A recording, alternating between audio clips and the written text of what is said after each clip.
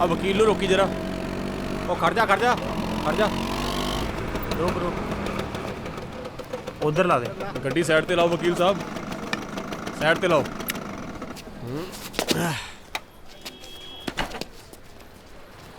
ਕੀ ਹੋ ਗਿਆ ਬਾਈ ਜੀ? ਵਕੀਲ ਸਾਹਿਬ ਕਿੱਧਰ ਬਗੈਰ ਹੈਲਮਟ ਤੁਰੀ ਆਉਂਦੇ ਹੋ? ਮਾੜੀ ਜੀ ਅੱਜ ਕਾਲੀ ਸੀ ਜੀ, ਕੇਸ ਸੀ ਜ਼ਰੂਰੀ। ਕਾਲਾ ਘੁੱਟ ਪਾ ਕੇ ਕਾਨੂੰਨ ਤੋੜਨ ਦੀਆਂ ਗੱਲਾਂ ਕਰਦੇ ਹੋ ਵਕੀਲ ਸਾਹਿਬ। ਮੈਨੂੰ ਜਲਦੀ ਆ, ਤੁਸੀਂ ਚਲਾਨ ਕੱਟ ਲਓ। ਅੱਜ ਤੁਹਾਨੂੰ ਹੈਲਮਟ ਪਾ ਕੇ ਆਉਣਾ ਚਾਹੀਦਾ ਸੀ ਵਕੀਲ ਸਾਹਿਬ, ਕਿਉਂਕਿ ਅੱਜ ਤੁਹਾਨੂੰ ਬਾਹਲੀ ਲੋੜ ਸੀ ਹੈਲਮਟ ਦੀ।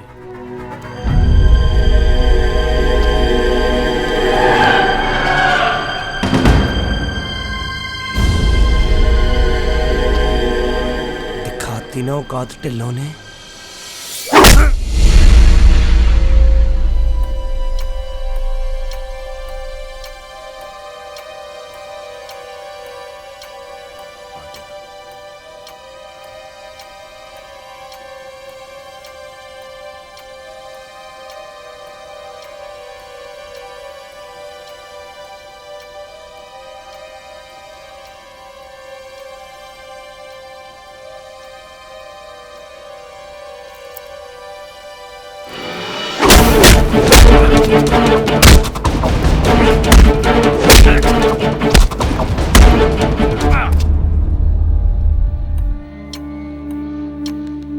वो आया नहीं हाल तक। आंदा ही होना बस। ਯੂਰ ਆਨਰ, ਲੱਗਦਾ ਹੈ ਵਕੀਲ ਸਾਹਿਬ ਅੱਜ ਫੇਰ ਲੇਟ ਹੋ ਗਏ। ਮੈਨੂੰ ਤਾਂ ਲੱਗਦਾ ਕਿ ਭਾਵੇਂ ਅੱਜ ਉਹ ਆਉਣੀ ਨਾ।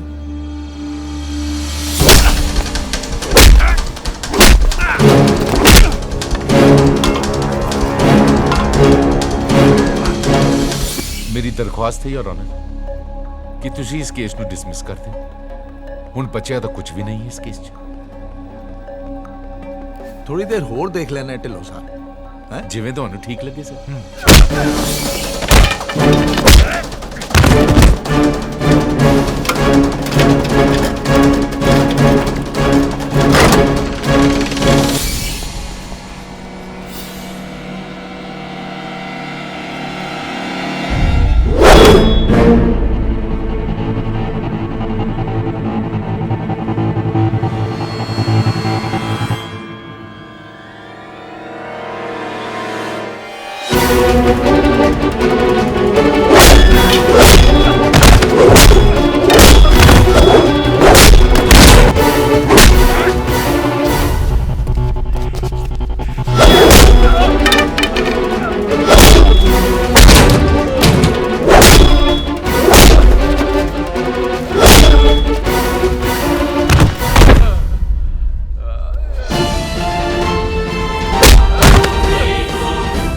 ਵਕੀਲ ਬਕੂਲ ਤਾਂ ਮੈਂ ਹੁਣ ਬਣਿਆ ਵਾਂ। ਅੱਜ ਤੋਂ ਪਹਿਲਾਂ ਤੇਰੇ ਵਰਗਿਆਂ ਦੇ ਗੁਣੀਏ ਸਿੱਧੇ ਕਰਦਾ ਰਿਹਾ।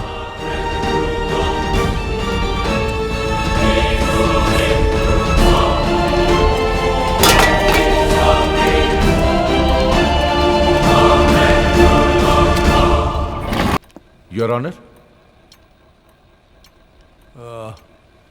ਤਾਰੀਖ ਪਾ ਦਿੰਦੇ। ਯੂਰ ਆਨਰ, ਇਹ ਕੇਸ ਤਾਂ ਐਦਾਂ ਹੀ ਜਿੱਦਾਂ ਪਾਣੀ 'ਚ ਮਦਾਨੀ। ਅਗਲੀ ਤਰੀਕ ਤੇ ਕਿਹੜਾ ਕੁਝ ਨਿਕਲਣ ਵਾਲਾ। ਮੈਂ ਫਿਰ ਦਰਖਾਸਤ ਕਰਨਾ ਤੁਹਾਨੂੰ ਕਿ ਇਸ ਕੇਸ ਨੂੰ ਡਿਸਮਿਸ ਕਰੋ ਤੇ ਪਰਾ ਕਰੋ। 1 ਮਿੰਟ ਜੱਜ ਸਾਹਿਬ।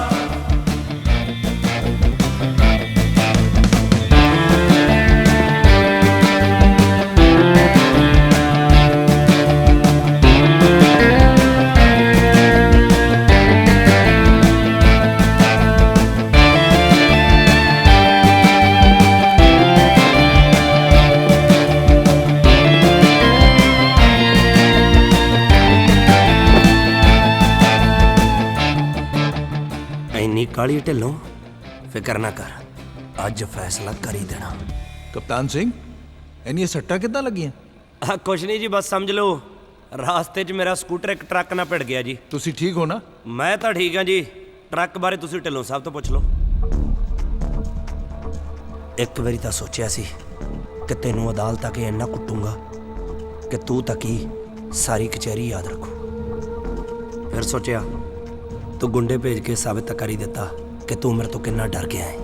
ਓਏ ਕਮਲਿਆ, ਇੰਨਾ ਯਕੀਨ ਤਾਂ ਮੈਨੂੰ ਵੀ ਹੈ ਨਹੀਂ ਸੀ ਆਪਣੇ ਤੇ ਜਿੰਨਾ ਤੂੰ ਕਰੀ ਬੈਠਾ ਹੈ। Proceed with the case. ਜੱਜ ਸਾਹਿਬ, ਮੈਂ ਢਿੱਲੋਂ ਸਾਹਿਬ ਦੇ ਗਵਾਹਾਂ ਨਾਲ ਕੁਝ ਗੱਲਬਾਤ ਕਰਨੀ ਚਾਹੁੰਦਾ। इजाजत है। I don't understand your honour. वाल दी खल तक उतर चुकी है। ਹਾਲੇ ਨਹੀਂ ਉਤਰੀ ਜੀ, ਹੁਣ ਉਤਰੂਗੀ। ਮਨੋਹਰ, ਹਾਂਜੀ ਤੂੰ ਲੈ ਕੇ ਆਇਆ ਸੀ ਸੁਖਦੇਵ ਨੂੰ? ਹਾਂਜੀ ਮੈਂ ਹੀ ਲੈ ਕੇ ਆਇਆ ਸੀ। ਕਿੱਥੋਂ? 에ਅਰਪੋਰਟ ਤੋਂ। ਦਿੱਲੀ 에ਅਰਪੋਰਟ ਤੋਂ? ਹਾਂਜੀ ਦਿੱਲੀ 에ਅਰਪੋਰਟ ਤੋਂ ਜੀ। ਰਸਤੇ 'ਚ 3 ਟੋਲ ਬੈਰੀਅਰ ਆਉਂਦੇ ਆ, ਪਰਚੀਆਂ ਕਟਾਈਆਂ ਸੀ? योर ऑनर,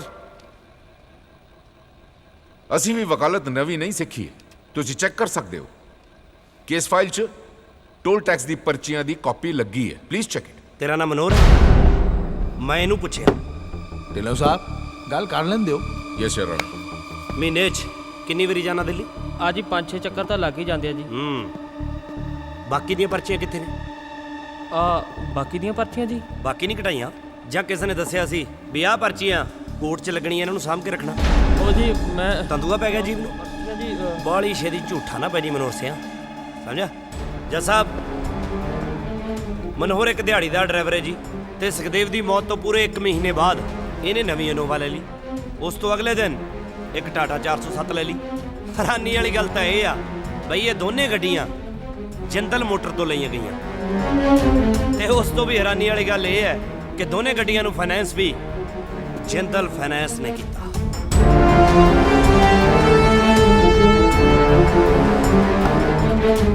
ਹਲੇ ਵੀ ਵੇਲਾ ਹੈ ਮਨੋਹਰ ਸਿਆਂ, ਫੇਰ ਨਾ ਕਹੀਂ ਵੀ ਚੋਰਾਂ ਦੇ ਭੁਲੇਖੇ ਸਾਧ ਕੁੱਟਿਆ ਗਿਆ।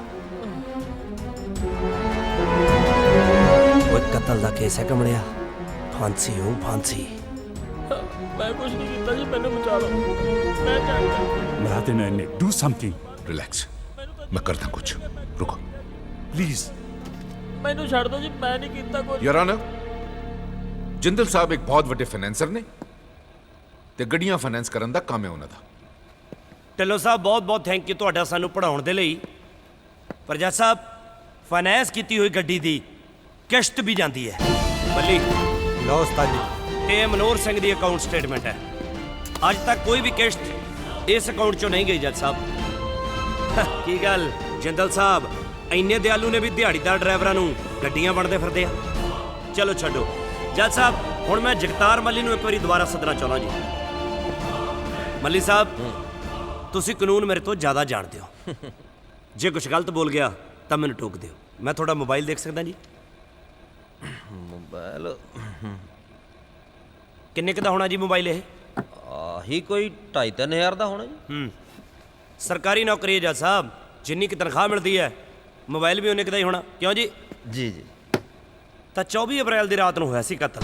ਹਾਂਜੀ ਹਾਂਜੀ। ਹੋ ਸੌਰੀ, ਮਾਈ ਮਿਸਟੇਕ, ਐਕਸੀਡੈਂਟ ਕਿ ਕਤਲ ਸੀ? ਮੁੰਡੇ ਨੇ ਡੁੱਕ ਲਿਆ। ਜੱਜ ਸਾਹਿਬ, 24 ਅਪ੍ਰੈਲ ਜਾਣੀ ਕਿ ਐਕਸੀਡੈਂਟ ਤੋਂ ਪੂਰਾ 1 ਮਹੀਨਾ ਬਾਅਦ ਅਮੱਲੀ ਦੇ ਨਾਂ ਤੇ 2 ਫਲੈਟ ਬੁੱਕ ਹੋਏ ਚੰਡੀਗੜ੍ਹ ਸ਼ਹਿਰ ਦੇ ਵਿੱਚ। ਤੇ ਹੈਰਾਨੀ ਵਾਲੀ ਗੱਲ ਇਹ ਹੈ ਕਿ ਉਹ ਦੋਨੋਂ ਫਲੈਟ ਆ ਜਿੰਦਲ ਦੀ ਕੱਟੀ ਹੋਈ ਕਲੋਨੀ ਦੇ ਵਿੱਚ ਸੀਗੇ। ਇਹ ਉਹੀ ਜਿੰਦਲ ਹੈ ਜੱਜ ਸਾਹਿਬ, ਬਾਅਦ ਵਿੱਚ ਇਹਨੂੰ ਸੁਖਦੇਵ ਦੀ 10 ਕਿੱਲੇ ਜ਼ਮੀਨ ਵੇਚੀ ਗਈ। ਮੈਂ ਕਿਹਾ ਸੀ ਨਾ ਜੱਜ ਸਾਹਿਬ ਕਿ ਜ਼ਮੀਨ ਇਸ ਕੇਸ ਦੀ ਵਿਚਕਾਰਲੀ ਕੜੀ ਹੈ, ਤੇ ਅੱਜ ਇਸੇ ਜ਼ਮੀਨ 'ਚ ਸਾਰੇ ਸ਼ਲਾਰੂ ਨੰਗੇ ਕਰਨੇ ਆ ਮੈਂ। ਜ਼ਮੀਨ ਜੱਟ ਦੀ ਮਾਂ ਹੁੰਦੀ ਆ ਮੱਲੀ ਸਿਆਂ, ਕਦੇ ਵੀ ਆਪਣੇ ਪੁੱਤ ਨਾਲ ਧੱਕਾ ਨਹੀਂ ਹੋਣ ਦਿੰਦੀ। ਜੀ ਨਾ ਬੋਲੀ ਨਾ, ਜੀਭ ਥਤਲਾਉਣ ਲੱਗ ਪੈਣੀ ਆ ਤੇ ਝੂਠ ਫੜਿਆ ਜਾਣਾ। ਚੱਲ ਤੁਰਦਾ ਫਿਰਦਾ ਹੋ।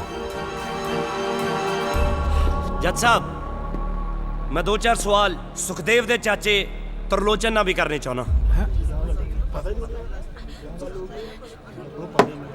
ऑर्डर बुलाओ ਉਹਨੂੰ।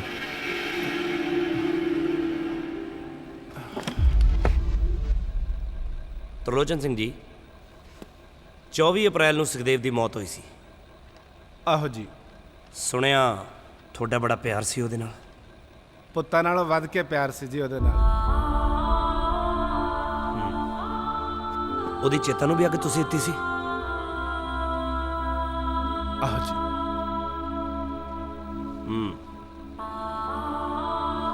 ਜੱਜ ਸਾਹਿਬ ਬੜੇ ਭਾਗਾਂ ਵਾਲਾ ਸੀ ਸੁਖਦੇਵ, ਜਿਹਨੂੰ ਇੰਨਾ ਪਿਆਰ ਕਰਨ ਵਾਲਾ ਸ਼ਰੀਕਾ ਮਿਲਿਆ। ਪਰ ਹੈਰਾਨੀ ਦੀ ਗੱਲ ਇਹ ਹੈ ਕਿ ਸੁਖਦੇਵ ਦੀ ਮੌਤ ਤੋਂ 1 ਹਫ਼ਤੇ ਬਾਅਦ ਉਹਦੇ ਹਿੱਸੇ ਆਉਣ ਵਾਲੀ ਜ਼ਮੀਨ ਅੱਜ ਜਿੰਦਲ ਦੇ ਨਾਂ ਬੋਲਣ ਲੱਗੀ। ਸੁਖਦੇਵ ਦਾ ਡੈਥ ਸਰਟੀਫਿਕੇਟ, ਜ਼ਮੀਨ ਦਾ ਬਿਆਨਾ, ਇੰਤਕਾਲ, ਸਾਰਾ ਕੁਝ 1 ਹਫ਼ਤੇ 'ਚ ਹੀ ਹੋ ਗਿਆ।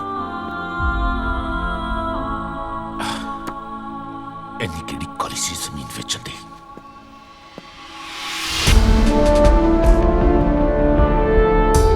ਸੱਤ ਕਰਤਾ ਡੈਣ ਵੀ ਛੱਡ ਦਿੰਦੀ ਆ ਤਰਲੋਚਨ ਸਿਆ।